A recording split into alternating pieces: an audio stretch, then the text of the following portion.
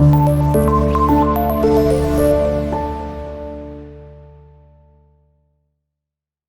वालेकुम स्टूडेंट्स, कैसे हैं आप? उम्मीद है स्टूडेंट्स आप लोग खैरियत से होंगे। आज हम अपना चैप्टर नंबर 8 का topic direct and alternating current करने लगे हैं। शॉर्ट क्वेश्चन के हवाले से काफी इंपॉर्टेंट टॉपिक है, यानी कि हर बार ही तकरीबन ये पूछा जाता है कि डायरेक्ट और अल्टरनेटिंग करंट में क्या डिफरेंस है। तो ऐसा करंट जो हमेशा एक ही डायरेक्शन में फ्लो करता है उसको हम डायरेक्ट करंट कहते हैं, ठीक है। इसको हम स्टूडेंट डीसी भी बोलते हैं, ठीक है, या direct current.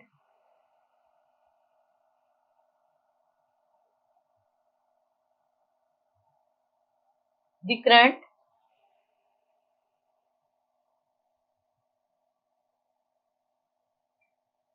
Which always flow in one direction, ठीक है, जो हमेशा सिर्फ एक ही डायरेक्शन में बहता है।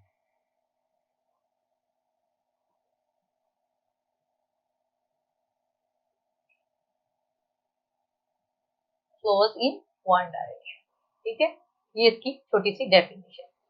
अब दूसरा करंट है हमारे पास, उसको हम बोलते हैं एसी या अल्टरनेटिंग करंट, ठीक है, उसको हम एसी करंट भी बोलते हैं। ऐसा करंट जो अपनी डायरेक्शन को चेंज करता है, ठीक है। The type of current which change is direction constantly. एक साइकिल जो है वो पॉजिटिव हाफ साइकिल में जाता है, दूसरा साइकिल जो है वो नेगेटिव हाफ साइकिल में जाता है, ठीक है। एक साइकिल जो है वो पॉजिटिव हाफ साइकिल होता है, दूसरा साइकिल नेगेटिव हाफ साइकिल होता है।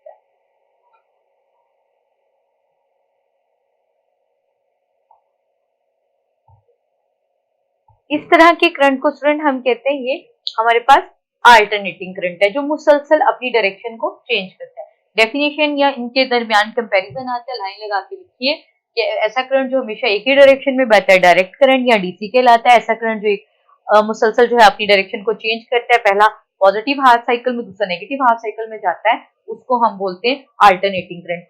यूजेस भी पूछे गए हैं, यूजेस जो है शॉर्ट क्वेश्चन में आ जाते हैं कि हम इनको कहाँ यूज करते हैं। Uses of AC and DC,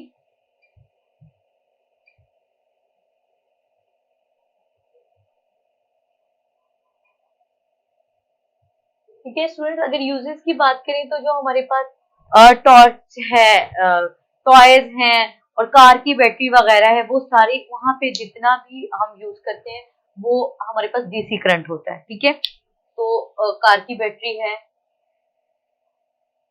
हमारे टॉयज में, टॉर्चेज में, ठीक है, इस इन चीजों में जिस तरह में भी जो भी हमें करंट रिक्वायर्ड होता है वो डीसी होता है, वो सारी अप्लायंसेस हमारी डीसी पे ही चलती हैं।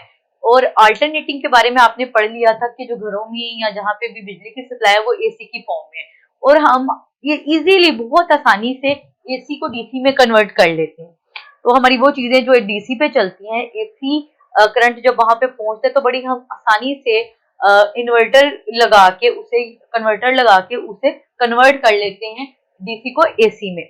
एसी को स्टूडेंट्स हमने पढ़ा था कि जो हमारे ट्रांसफार्मर्स हैं वो एसी पे चलते हैं, ठीक है, जो हमारे ट्रांसफार्मर्स हैं। और हमने ये बात भी पढ़ी थी कि 220 वोल्ट जो है वो हमारे घरों को चाहिए। यहाँ आपकी दोबारा टॉपिक में ये मेंशन है, तो उसके लिए हम घरों में स्टेप डाउन ट्रांसफार्मर को यूज कर रहे थे, ये भी हमने पढ़ा था।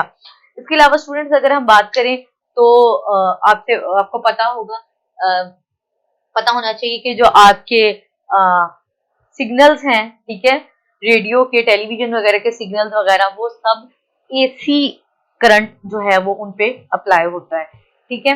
अगर हम बात करते हैं AC is used for carrying, AC is used for carrying signals, ठीक है,